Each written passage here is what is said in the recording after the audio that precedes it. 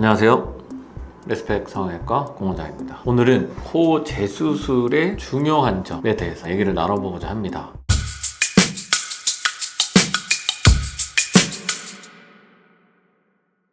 재수술을 선택하는 가장 큰 이유는 통계적으로 봤을 때도 미용상의 문제, 가장 큰 이유에 해당됩니다. 미용을 목적으로 하는 본인의 지향점과 수술 후 결과가 여러 가지 면에서 차이가 있을 수 있고, 시간이 지남에 따라서 본인의 해부학적인 특징에 따라 코 모양이 원했던 바와 다르게 변해갈 수 있는 가능성이 있기 때문에 미용적 목적을 선택하게 되는 중요한 이유가 됩니다. 또 다른 가장 큰 이유는 코 수술로 예측하기 어려웠던 수술 후 코의 기능적인 문제 발생이 재수술을 결정하는 중요한 이유가 되기도 합니다. 숨쉬는 부분의 기능의 약화, 흉살로 인해서 코의 비강이 좁아짐으로 발생할 수 있는 여러 가지 건조 혹은 콧물의 과잉 상태 등등을 꼽을 수 있는데, 기능적인 문제는 해부학적인 문제와도 연동이 될 수 있기 때문에 CT나 혹은 진찰등을 통해서 면밀한 상담을 하는 것이 중요합니다. 두 번째로 중요한 부분은 수술을 집도하는 의사의 경력 부분이 될 것 같습니다. 짬에서 나오는 그 바이브가 있을 거예요.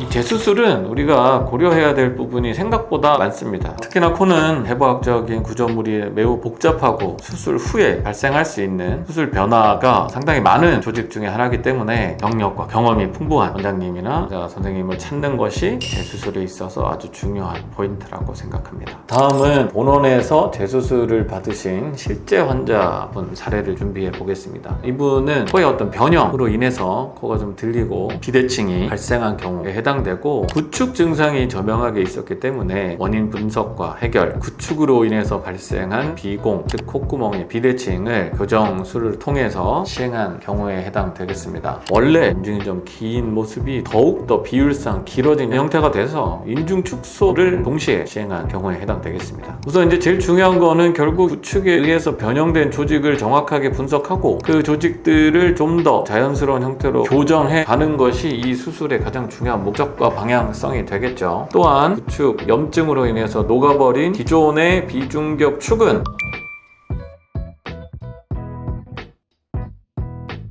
자간흙을 이용해서 다시 재건하는 방향의 L 기둥 재건술도 같이 시행하신 분입니다. 이런 경우는 단순히 코의 높이를 높인다는 1차적 목적보다는 문제의 원인을 파악하고 그 문제를 해결하는 개선의 부분이 1번일 것이고, 문제 개선 이후에 미용적 목적의 코 수술이 같이 추가돼야 되는 중요한 형태의 수술이라고 볼 수 있습니다. 보시는 바와 같이 코끝의 비대칭, 흉살의 과다, 구축으로 인한 코끝 들림, 코의 조직의 들림, 이런 현상들이 수술 후 사진에서 보시는 것처럼 전반적으로 흉살을 줄여주고 콧구멍의 비대칭을 연고 확보를 통해서 개선하였고, 양쪽 비대칭도 개선했을 뿐 아니라 가장 중요한 건 코끝 조직이 구축으로 인해서 들려있는 이 결과를 좀 더 개선시키고 인중을 짧게 줄여줌으로 인해서 코와 인중의 비율, 중안면부의 길이감을 보다 조금 더 자연스럽고 안정적인 형태로 변화시킨 결과라고 볼 수 있겠습니다. 또한 수술을 통해서 인중 코의 가장 핵심이 되는 비순각을 조금 더 앞쪽으로 당겨줌으로 인해서 입이 좀 나와 있고 코가 많이 꺼져 있는 느낌을 개선하는 효과를 동시에 얻은 결과에 해당되겠습니다.